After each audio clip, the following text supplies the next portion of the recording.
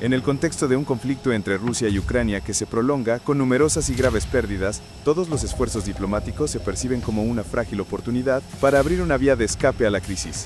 La mayor implicación del presidente de Estados Unidos en este proceso ha despertado esperanzas de un punto de inflexión, al tiempo que ha generado numerosas dudas sobre la sostenibilidad de los compromisos asumidos por Washington. Mientras las expectativas y las preocupaciones se entrelazan, tanto Kiev como sus aliados europeos deben calcular cuidadosamente sus movimientos en un complejo juego diplomático, donde la cooperación o la falta de ella por parte de Moscú sigue siendo la mayor incógnita. Ucrania y sus aliados europeos se han visto alentados por la promesa del presidente de Estados Unidos, Donald Trump, de proporcionar garantías de seguridad a Kiev para ayudar a poner fin al conflicto, pero enfrentan numerosas preguntas sin respuesta, incluida hasta qué punto Rusia estará dispuesta a cooperar.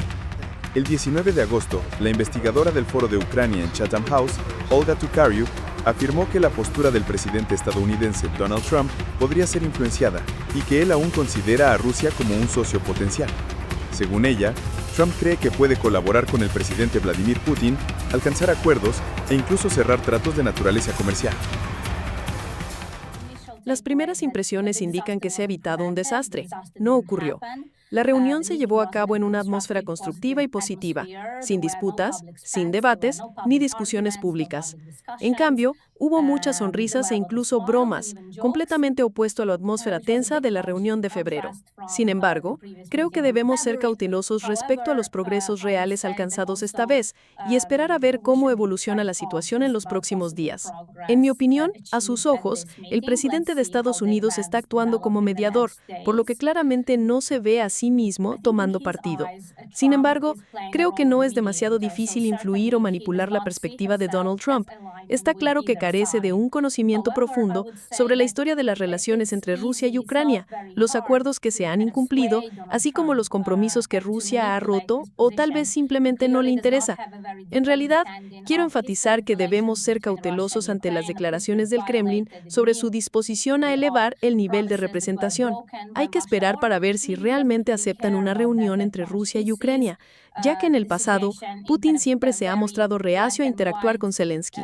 La razón es que no considera al presidente de Ucrania como un presidente legítimo, ni siquiera reconoce a este país como una nación soberana, independiente y con estatus legal. El hecho de que el presidente Trump ahora quiera pasar por alto la etapa de un alto al fuego, aunque anteriormente afirmó apoyarlo e incluso emitió un ultimátum exigiendo que Rusia lo aceptara, me parece un movimiento bastante peligroso. Esto sugiere que tiende a creer en las declaraciones de Rusia, confía en el presidente Putin y sus palabras y está dispuesto a pasar por alto la exigencia de que Rusia demuestre en el terreno su buena voluntad para la paz antes de discutir un acuerdo a largo plazo. Ucrania podría aceptar ciertas concesiones y compromisos, pero necesita garantías de seguridad sólidas y confiables para evitar que Rusia repita una invasión o un ataque en el futuro. Sin embargo, creo que Ucrania no estará dispuesta a ceder en cuestiones clave, incluida la exigencia de la retirada de tropas de la región de Donetsk.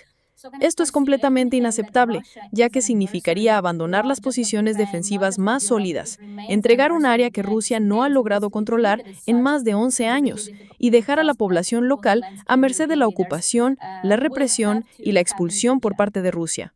Me mantengo cautelosa pero optimista tras la reunión de ayer, aunque no espero demasiado en términos de alcanzar la paz pronto o de que se firme un acuerdo a corto plazo. En mi opinión, la clave sigue siendo cómo hacer que Rusia perciba que prolongar el conflicto no es sostenible, que el costo es demasiado alto. Por ahora, no creo que los rusos sientan realmente que el costo del conflicto se ha vuelto insoportable. Por lo tanto, es probable que permanezcan en la posición de seguir luchando hasta que consigan sus objetivos. En la cumbre especial celebrada en la Casa Blanca el 18 de agosto, el presidente de Ucrania, Volodymyr Zelensky, calificó el evento como un gran paso adelante hacia la finalización del conflicto más sangriento en Europa en 80 años, al tiempo que expresó su esperanza de que se abra el camino para una reunión trilateral con los presidentes de Rusia y Estados Unidos en las próximas semanas. Las perspectivas de paz para Ucrania siguen marcadas por numerosas incógnitas, desde la verdadera postura de Washington hasta el grado de concesiones de Moscú. Aunque los compromisos de seguridad abren esperanzas, su viabilidad y confiabilidad aún están por definirse. La clave radica en si las partes tienen la suficiente voluntad política para transformar la oportunidad diplomática actual en una base para una paz duradera. En la cumbre en Alaska, Estados Unidos, el 18 de agosto, el presidente ruso Vladimir Putin exigió el control total de la región de Donbás, el centro industrial del este de Ucrania, considerándolo una condición clave para poner fin al conflicto. Mientras tanto, Ucrania se niega a ceder territorio. Donbás, que alguna vez fue el crisol del acero de la antigua Unión Soviética, no solo es un campo de batalla feroz, sino también un símbolo de las tensiones geopolíticas entre Rusia e Ucrania. Desde minas de carbón gigantescas y fábricas de acero hasta puertos estratégicos en el mar de Azov, ¿qué papel juega Donbás en esta guerra prolongada? La respuesta está en el video de hoy.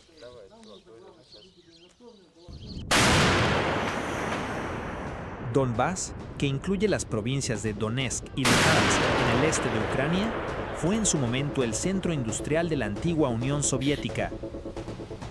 Durante la época soviética, esta región era conocida como el corazón industrial de Ucrania, con minas de carbón, mineral de hierro, plantas siderúrgicas y grandes instalaciones de producción de armas.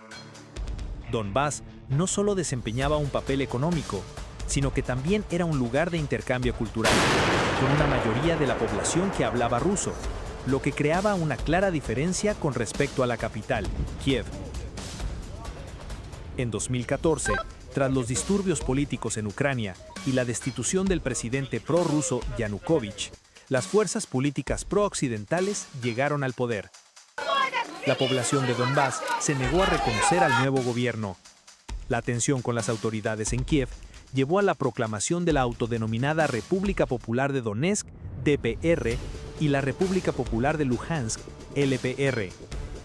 En medio de los enfrentamientos entre los partidarios de la DPR y LPR y las fuerzas del gobierno ucraniano, ambas repúblicas autoproclamadas celebraron referendos sobre el derecho a la autodeterminación el 11 de mayo de 2014 y declararon su independencia al día siguiente. Kiev respondió con una operación militar que denominó antiterrorista, pero no logró recuperar Donbás. Aunque más débiles, las fuerzas de la DPR y LPR resistieron ferozmente y llegaron a controlar un tercio de la región de Donbás. En septiembre de 2014 y febrero de 2015 se firmaron los Acuerdos de Minsk, con el objetivo de lograr un alto el fuego y una reforma constitucional en Ucrania.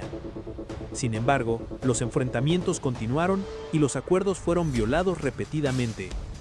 Ucrania acusó a Rusia de intervención militar, pero Rusia lo negó y Kiev no presentó pruebas concretas. Actualmente, Ucrania se niega a implementar la reforma constitucional y no negocia directamente con la DPR y LPR. En julio de 2021, el presidente ruso Vladimir Putin publicó un extenso ensayo en el que acusaba a Ucrania de reprimir a los hablantes de ruso en Donbás. El 21 de febrero de 2022, Rusia reconoció oficialmente la independencia y firmó tratados de cooperación con estas dos repúblicas autoproclamadas. A finales de 2022, Rusia anunció la anexión de Donbás junto con las regiones de Jersón y Zaporizhzhia, a pesar de controlar solo una parte de estos territorios. Creo que lo más importante es la resiliencia en 2013 y 2014 que comenzó con la revolución de Euromaidán. Y por supuesto, ya sabes, desde el deseo de Ucrania de ser independiente y su aspiración de convertirse en parte de la Unión Europea, avanzando hacia la integración con Occidente. Vimos esto nuevamente en 2004 con la Revolución Naranja, pero más importante aún lo vimos en 2013 y 2014. Querían integrarse con Europa, en lugar de estar bajo el control del gobierno ruso, sin importar la forma. Económicamente, estar bajo el dominio de Rusia es beneficioso para Rusia, pero definitivamente no es lo que quieren los ucranianos y desde luego no es bueno para Ucrania. ¿Por qué es Donbás un premio que ni Rusia ni Ucrania están dispuestas a ceder? En primer lugar, desde el punto de vista económico, Donbás es una de las regiones más ricas en recursos de Europa. Sus enormes minas de carbón, yacimientos de mineral de hierro y otros minerales representaban una gran parte de las exportaciones de Ucrania antes de la guerra.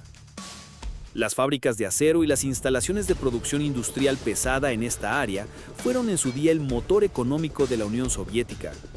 Además, Donbás cuenta con tierras agrícolas fértiles y puertos estratégicos en el mar de Azov, que permiten controlar rutas marítimas clave.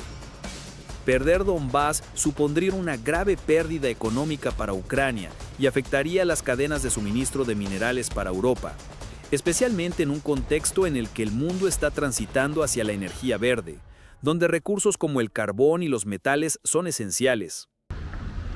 Desde el punto de vista militar, Donbás es el muro de Ucrania. Ciudades como Kramatorsk, Sloviansk y Kostiantynivka están fuertemente fortificadas, formando un cinturón de fortalezas que detiene el avance ruso. Para Ucrania, mantener Donbás significa proteger su territorio y evitar que Rusia penetre más profundamente en el corazón del país. Por el contrario, para Rusia, Donbás es una zona de amortiguación estratégica contra la OTAN, además de ser un puente hacia Crimea, que ya ha sido anexionada. Hasta agosto de 2025, Rusia controla aproximadamente el 88% de la región de Donbás, incluyendo la totalidad de Luhansk y cerca del 75% de Donetsk, según fuentes de mapas de guerra abiertos. Las batallas feroces continúan en ciudades como Kramatorsk, Pokrovsk y Chasiv Yar, donde Ucrania lucha por mantener sus líneas defensivas. Recientemente, Rusia afirmó haber liberado Chasiv Yar tras 16 meses de combates. Pero el presidente ucraniano Volodymyr Zelensky lo desmintió, calificándolo de información falsa. En medio del conflicto, los habitantes de Donbás enfrentan una devastación severa. Decenas de miles de personas han tenido que abandonar sus hogares para huir de los ataques rusos. Recientemente, las negociaciones de paz han captado la atención mundial. Rusia propuso que Ucrania cediera el control de Donbás y otras regiones a cambio de un alto al fuego, una idea respaldada por el presidente de Estados Unidos, Donald Trump, durante las reuniones en Alaska en 2025. Sin embargo, el presidente ucraniano Volodymyr Zelensky se mantuvo firme en su rechazo, subrayando que ceder territorio violaría la Constitución de Ucrania, la cual declara que el territorio nacional es inviolable. Creo que lo realmente importante, como he mencionado, es prestar más atención a la voz de los ucranianos en este asunto. Y pienso que muchos ucranianos han estado decepcionados porque realmente no han tenido voz. Y por supuesto, no sabemos qué pasó en Alaska el pasado viernes. Desde el inicio de la campaña militar en febrero de 2022, el presidente Putin ha considerado la protección de los residentes de Donbás como la razón central para lanzar la operación.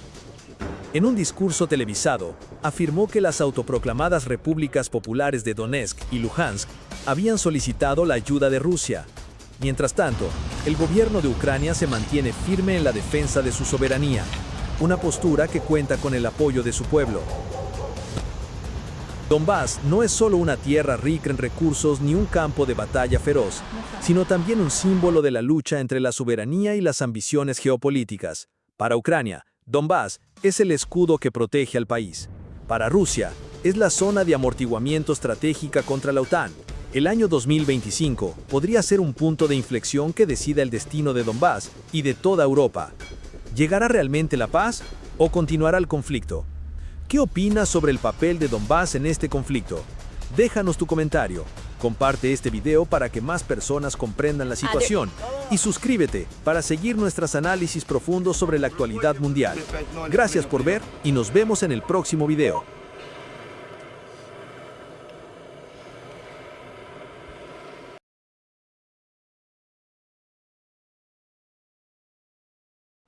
Recientemente, un dron cayó inesperadamente en un campo de maíz en el este de Polonia.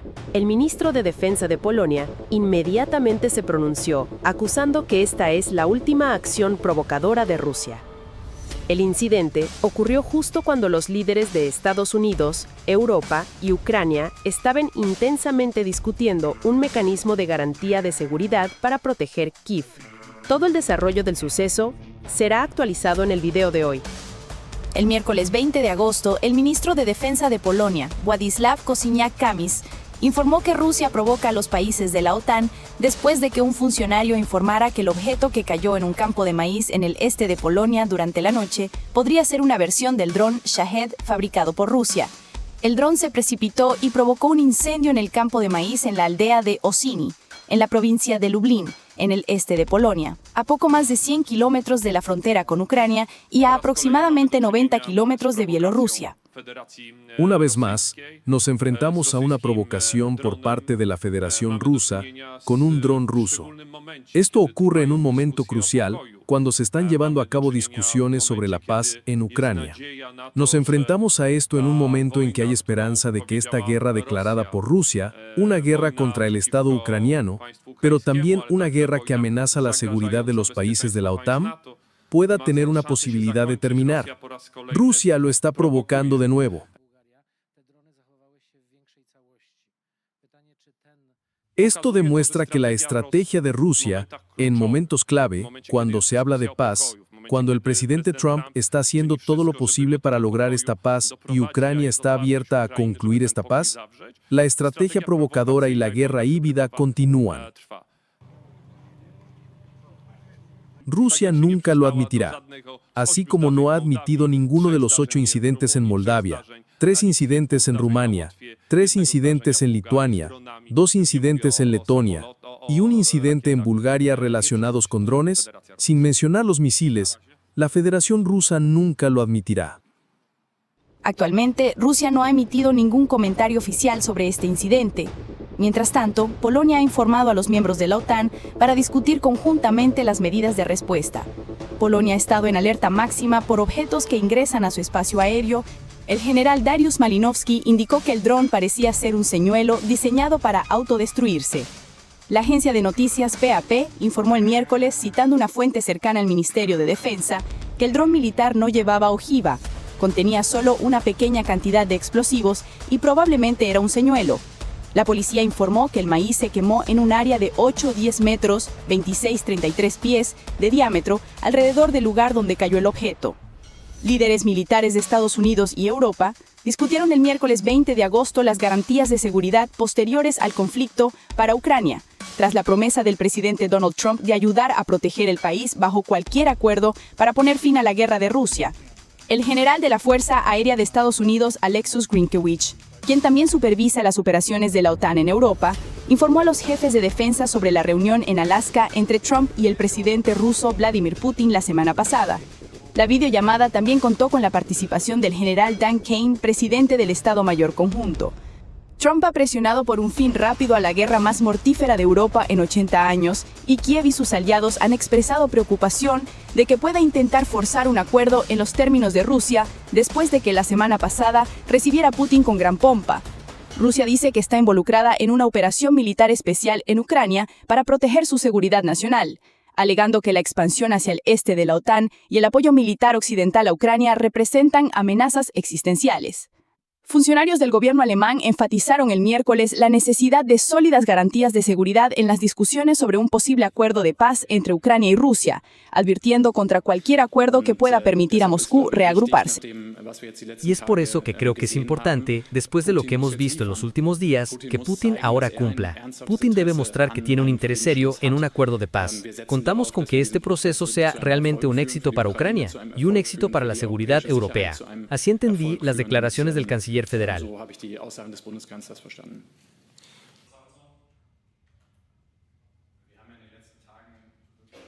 Estamos en un diálogo continuo, no solo en los últimos días, sino que esto continuará. Por un lado, estamos hablando con nuestros socios europeos y el presidente Zelensky, pero también con Estados Unidos sobre tomar medidas concretas adicionales como detallar garantías de seguridad específicas. Ahora estamos al comienzo de lo que seguramente será un proceso largo. Seguimos comprometidos con un enfoque constructivo durante todo este proceso. Y como dije, esperamos que Vladimir Putin avance.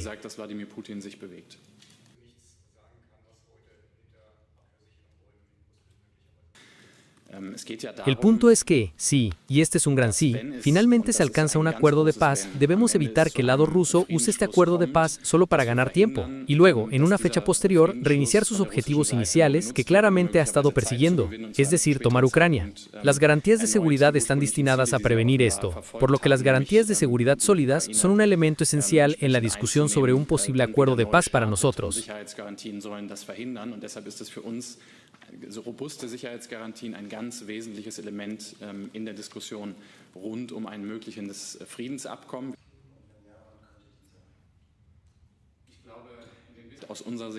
Desde nuestro punto de vista, todavía estamos en una etapa relativamente temprana. Ahora hemos dado pasos importantes hacia adelante, en particular el compromiso de Estados Unidos de participar en garantías de seguridad. Creo que estos son pasos importantes que se han dado. Sin embargo, también creo que todavía estamos lejos de decisiones y acuerdos concretos.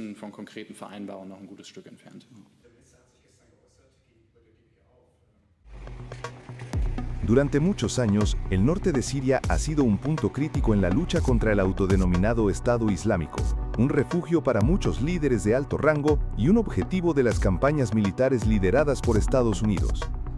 Cada vez que se informa sobre una redada, la población local cae en el caos y la incertidumbre, con disparos y aviones que irrumpen en la oscuridad de la noche. En este contexto, una operación reciente ha llamado la atención, ya que las fuerzas estadounidenses han llevado a cabo otra acción militar contra un miembro considerado una figura clave del EI. El 20 de agosto, las fuerzas estadounidenses llevaron a cabo una redada antes del amanecer en el noroeste de Siria, dirigida contra un miembro del autodenominado Estado Islámico, EI. Según una fuente de seguridad siria y el canal de televisión nacional Al-Ikhbariyya, el individuo fue abatido mientras intentaba escapar. Esta es la segunda redada del ejército estadounidense registrada en el norte de Siria desde la caída del expresidente Bashar al-Assad en diciembre de 2024. El gobierno islámico que lo sustituyó se ha comprometido a frenar el resurgimiento del EI y a participar en la coalición contra el EI liderada por Washington. La identidad de la persona que fue objetivo el 20 de agosto aún no ha sido revelada. Un funcionario estadounidense afirmó que se trataba de un elemento de alto valor, mientras que una fuente siria indicó que era un ciudadano iraquí con una esposa francesa. El destino de la esposa aún no está claro. El Pentágono no ha emitido comentarios públicos sobre esta información. Este es el edificio que fue atacado. En ese momento, mi hijo y yo todavía estábamos sentados en el balcón cuando escuchamos muchos ruidos, luego un crujido en la cerca. Pensamos que solo era un ladrón y que alguien lo estaba persiguiendo. Salí y, juro por Dios, grité, ¿quiénes son ustedes? Inmediatamente respondieron en inglés ordenándome que levantara las manos, diciendo, levanta las manos, mientras apuntaban sus armas hacia nosotros. Cortaron la cerca en este lugar, luego entraron y subieron directamente al tejado en lugar de usar las escaleras. Otro grupo subió por estas escaleras. Sí, mi hijo y yo nos quedamos quietos en el lugar hasta que terminó la operación. Los vi trepar a los tejados de los vecinos a ambos lados. Los que se acercaron a mí hablaban en inglés. No usaron ningún otro idioma. Pero en el tejado de Assad, allá, alguien habló, y esa voz era claramente iraquí. Mi esposa y yo vivimos aquí solos. No había nadie más alrededor. Ayer, alrededor de las 2 de la madrugada, escuchamos una fuerte explosión. Mientras dormíamos en el balcón, nos despertamos sobresaltados y corrimos dentro de la casa por miedo a que nos dispararan.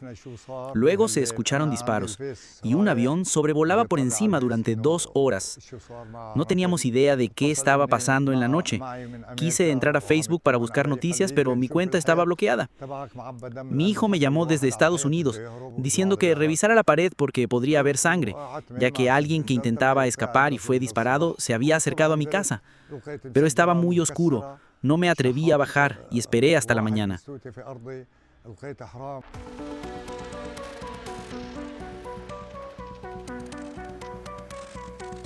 En julio, el Pentágono informó que las fuerzas estadounidenses llevaron a cabo una incursión en la provincia de Alepo, eliminando a un líder de alto rango del Estado Islámico y a 2 de sus hijos adultos relacionados con el IS.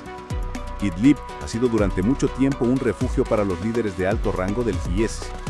El ejército estadounidense eliminó al líder del IS, Abu Bakr al-Baghdadi, en la aldea de Barisha, provincia de Idlib, en 2019, y a su sucesor, Abu Ibrahim al-Hashemi al-Quraishi, en Atme, en 2022.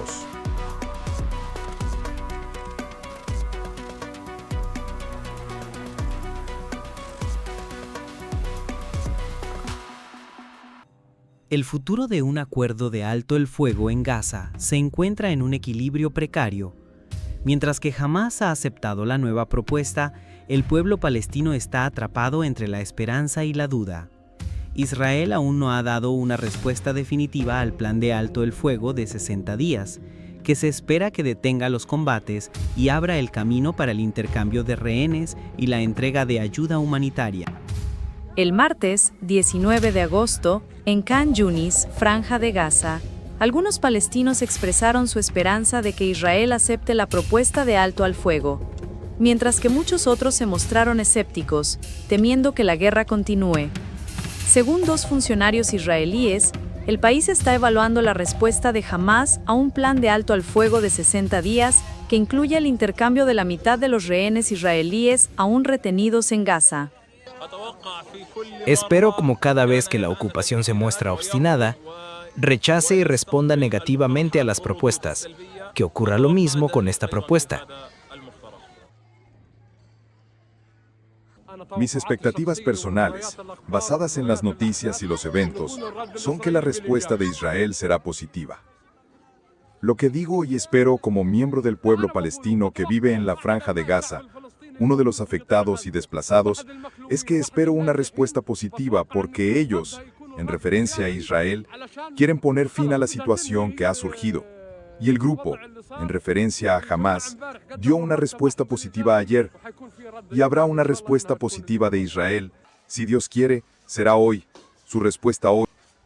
Espero, si Dios quiere, entre un 80 y un 90% que será positiva, en referencia a la respuesta de Israel. Pero no creo que termine la guerra, porque ellos, en referencia a Israel, tienen otros objetivos, que es completar la destrucción de Gaza. Los esfuerzos para detener los combates han ganado impulso durante la última semana, después de que Israel anunciara planes para lanzar una nueva ofensiva destinada a tomar el control de la ciudad de Gaza. Egipto y Qatar están impulsando la reanudación de las negociaciones indirectas entre ambas partes, basadas en un plan de alto al fuego respaldado por Estados Unidos. El portavoz del Ministerio de Asuntos Exteriores de Qatar declaró el martes, 19 de agosto, que la propuesta de alto al fuego más reciente en Gaza, aceptada por Hamás, es casi idéntica al plan anterior presentado por el enviado especial estadounidense Steve Witkoff. Israel había acordado previamente el marco propuesto por el enviado especial estadounidense Steve Witkoff, pero las negociaciones colapsaron debido a desacuerdos sobre detalles. La última ronda de negociaciones terminó en un punto muerto a finales de julio.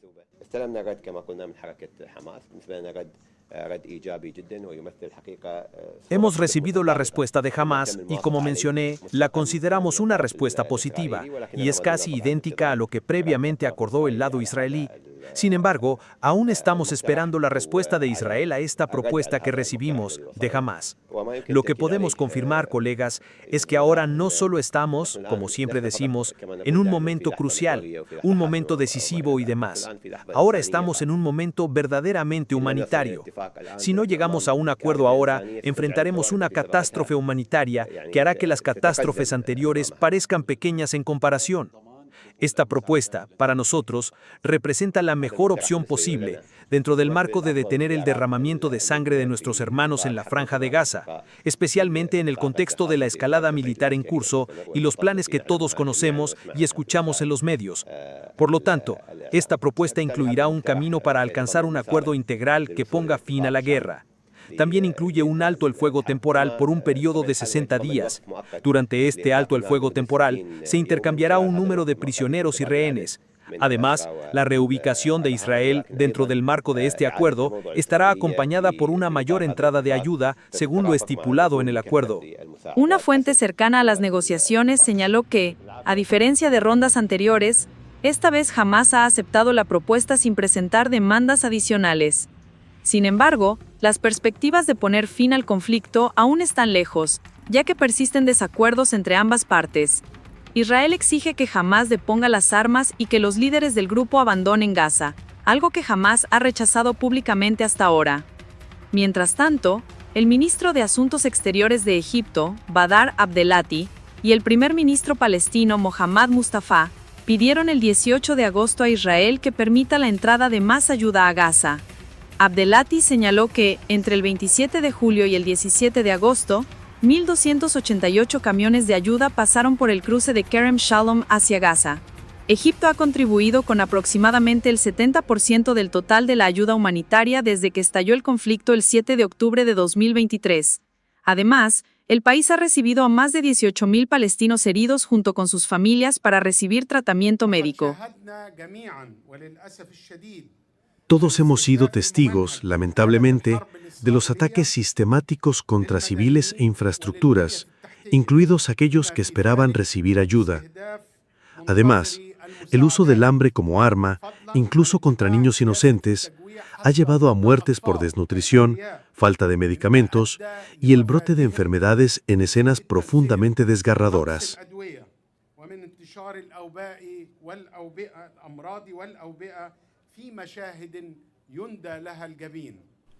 Estamos continuando la coordinación con nuestros hermanos egipcios para preparar la organización de una conferencia de reconstrucción en El Cairo lo antes posible, con el objetivo de reconstruir Gaza, basándonos en el plan de recuperación y reconstrucción de la Franja de Gaza de los países árabes, en colaboración con amigos y socios.